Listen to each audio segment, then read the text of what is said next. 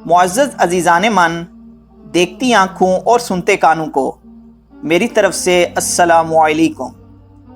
मुअज़्ज़ज़ दोस्तों, एक शख्स अपना एक किस्सा बयान करते हुए कह रहा है कि एक महीने के आखिर में जब मुझे तनख्वाह मिली, मैं तनख्वाह लेके घर पहुंचा। घर पहुंचते ही फूड पांडा वालों को फ़ोन करके उन्हें एक चिकन ब्रोस्ट, एक मिनरल वाटर और एक सॉफ्ट ड्रिंक का आर्डर बुक कराया और डिलीवरी का इंतज़ार करने लगा।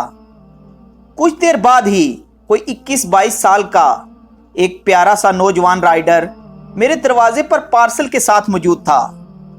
रस्मी अलैक सलैक के बाद मैंने पूछा, बेटा कहाँ तक पढ़े हो? उसने बताया कि वो बीए पास है। मेरे मज़ीद कुरेदने पर बोला कि उसके वालिद फौत हो चुके हैं। ख़ानदान की कफ़ालत की ज़िम्मेदारी उसी के कांधों पर आन पड़ी है। 5 बहन भाई हैं जो छोटे हैं, इसलिए मुझे तालीम अधूरी छोड़नी पड़ी। अब राइडिंग के ज़रिए अपनी वालदा और छोटे बहन भाइयों की कफ़ालत करता हूँ। सर, आपने ये आर्डर बुक कराया था। वो एकदम अपने मुद्दे पर आ गया।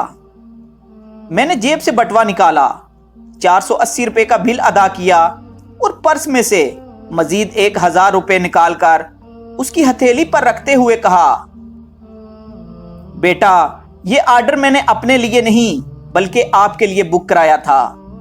आज तुम हमारे मेहमान हो, ये खा लेना प्लीज। वो हैरत ज़दा आंखों से मुझे देखता रहा। उसकी आंखों में एक मखसूस चमक दिखाई दे रही थी। मैंने सलाम किया और घर वापस आ गया।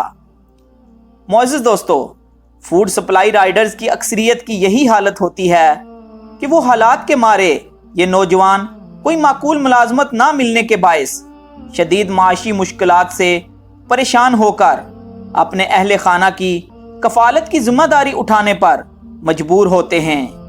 इनमें से कई नौजवान आला तालीम याफ्ता भी होते हैं। अर्ज़ ये करनी थी कि इनके साथ नरमी वाला मामला बरता करें। कभी एक ऐसा ही छोटा सा आर्डर आप भी बुक कराएं जो आपके लिए ना हो।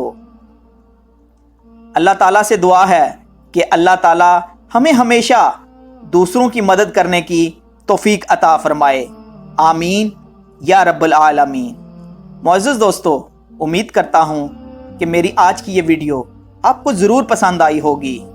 अगर आपको ये वीडियो अच्छी लगी हो तो अपनी कीमती राय का इजहार नीचे कमेंट बॉक्स में ज़रूर करें और इस वीडियो को ज़्यादा से ज़्यादा अपने दोस्तों अहबाब के साथ शेयर करें।